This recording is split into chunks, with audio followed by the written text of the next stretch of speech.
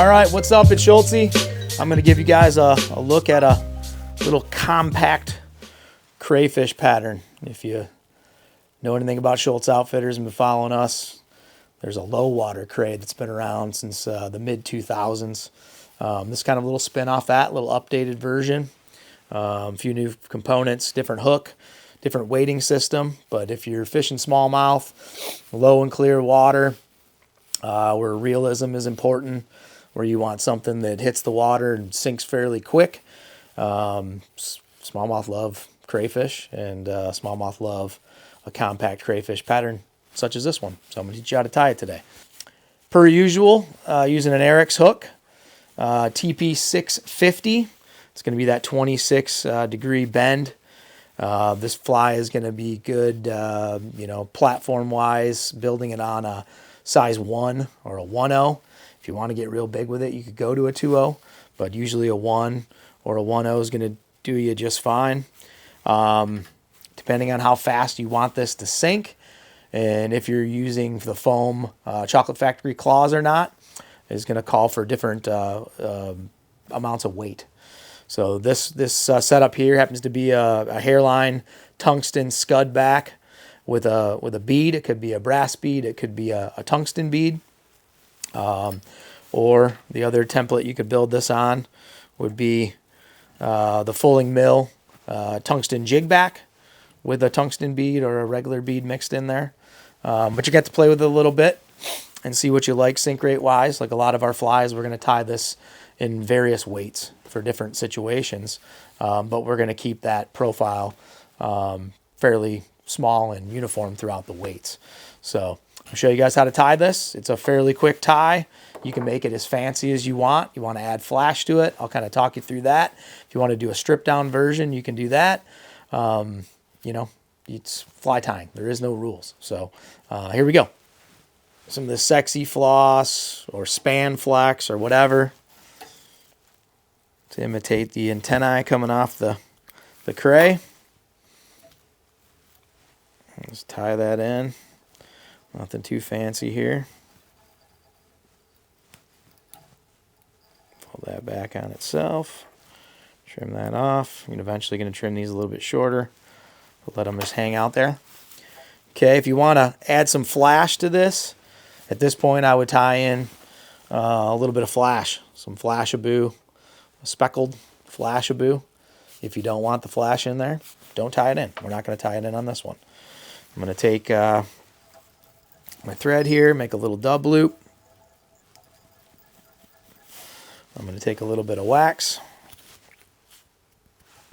put that on the thread. I'm going to take this rabbit strip. It's just a crawfish orange. You could do it in chartreuse, orange, whatever you want, blue, purple. A lot of different colors on crays. You don't need a lot. Just kind of cut this off the hide there. Take that. Get your spinner. Take your rabbit. Just transfer it there into that loop. Like so. Spin her up.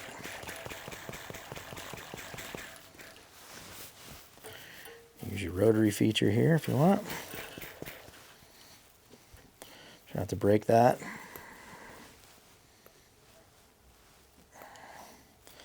It's going to act as a little hot spot, and then it's also going to keep your claws and your arms from getting fouled up here. Okay. Wrap up on that. Kick this out of the way for the camera. Up in there, tie up on that. Got that little bump in there. Trim that off. Get rid of that. Okay. At this point, you're going to tie in the arms or the claws. Products to use for this, I prefer either to use mink. This is a mink strip.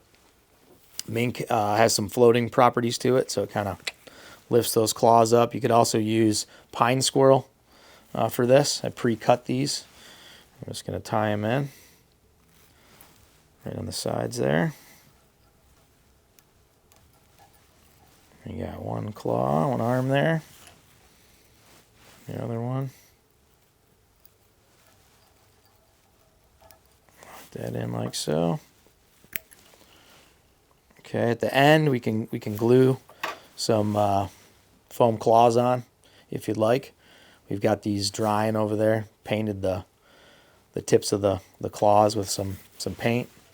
And we can put those on at the end. Again, this is something you can make as fancy as you want. It's winter time, so we're making them fancy.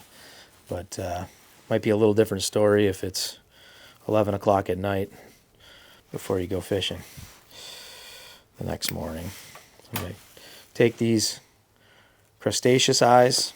EP makes them. Sightcast makes them. Makes it a little bit easier to tie them in if you flatten them out with some barb pliers. They won't roll on you.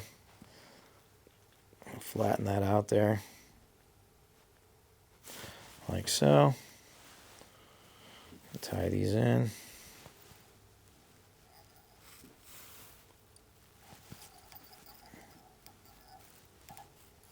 One like that.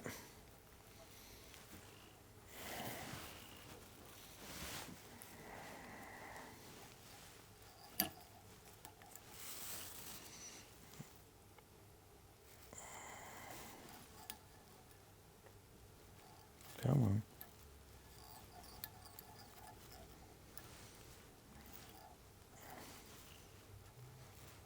Get that out of the way. Lock that in once you get them even. What I'm going to do is I'm going to take a little bit of brushable super glue just to hold those in there. This next step you can use these happen to be whiting CDLs. Get some chickaboo down here. CDLs come in a bunch of different colors. This is like natural purple, olive. They come in orange, they come in brown. Nice alternative to using. They're going to be far less expensive than, say, a hen saddle, especially an American hen saddle. But you could use American hen. You can use these CDLs. But I'm just going to take some feathers off there. You don't want to pack this super tight and put a bunch of feathers on it. 6 would probably be about the max of what I'd be doing on this. You want this fly to sink quick. And the more you add, the more buoyant it's going to be. Okay, so here's just a couple of them tied in. You could also use grizzly soft hackles, which is readily available in most fly shops. Hairline has a little pack of grizzly soft hackles that come in a variety of crayfishy colors like olive and brown and tan. So lock that in there. Down and dirty fly. I'm going to put a little love on there so it doesn't fall apart on you. Wouldn't be a bad call. Okay. Take a couple more, 2, 3 more of these. Maybe add a little purple in there.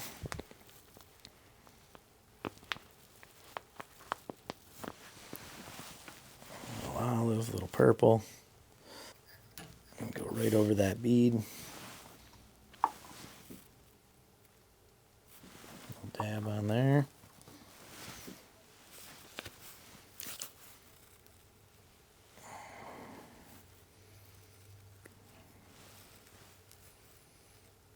Right over and through.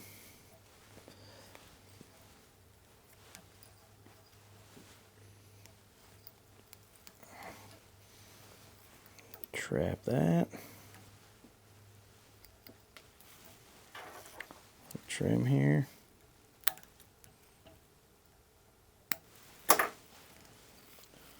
Couple more for insurance. Okay. You got a nice little fishy buggy dude here. All right, and then for the finish, I'm going to take some Asenio stuff here, Dirty Bird. Okay, this is a new product from MFC. Comes in a bunch of different colors. A lot of them have, you know, crayfish colors. But I'm going to mix these up. This happens to be Dirty Martini Olive and Craw. They also make, I believe, a Fire Craw. They make a Standard Olive. What I'm going to do is I'm going to take this product, mix up a little bit of dub. I'm going to lay it on my thigh, and then I'm going to mix some rubber legs into it. Essentially make a little brush. Okay, so I'm going to take this, do a little dub loop, like so. Advance my thread up in front here. Put a little wax on here. And if you're really motivated and you have a dubbing brush table, you could probably make a nice long dubbing brush, but I'm going to quickly knock this out here. Get this off my fingers. A little bit of craw.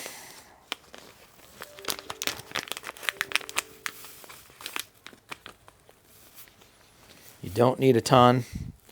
Stuff goes a long ways, especially when you're just putting it in a dubbing loop.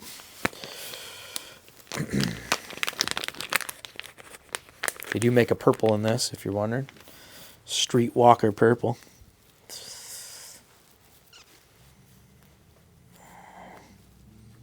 And mix that up. Got a little orange, got a little olive, little blue hints to it. I'm going to take some micro rubber legs. Trim those up. Put a few different colors in there. This is the Chicone Crusher leg in the micro version. Those in there. Same legs, brown.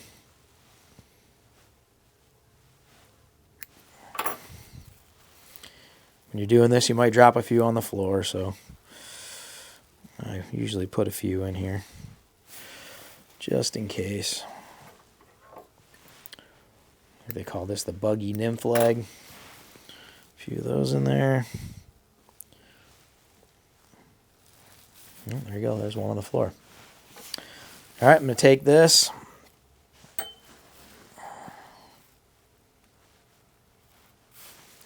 Come off my leg here.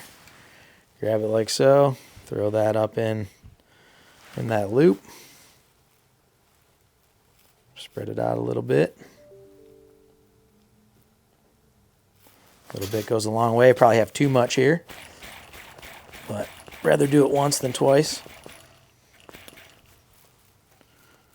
Cool. And I'm just gonna use that rotary feature again. Lock that in.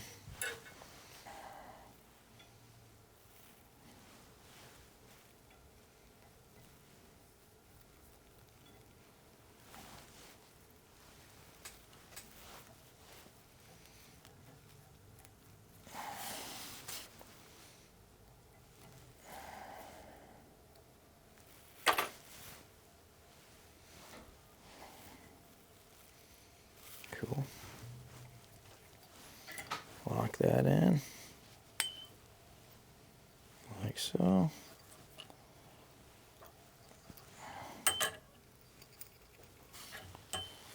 Trim this off here.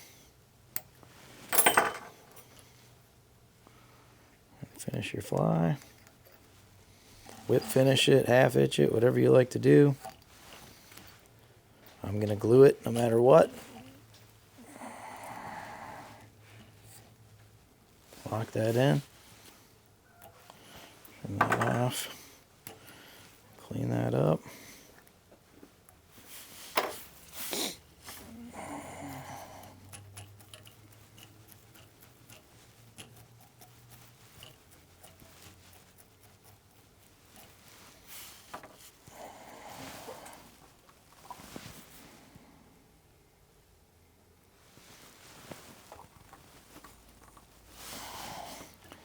Done deal.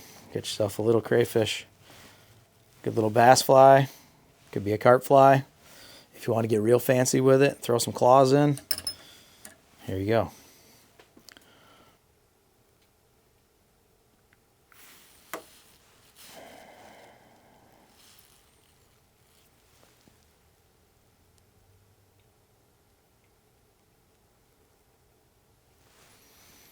One.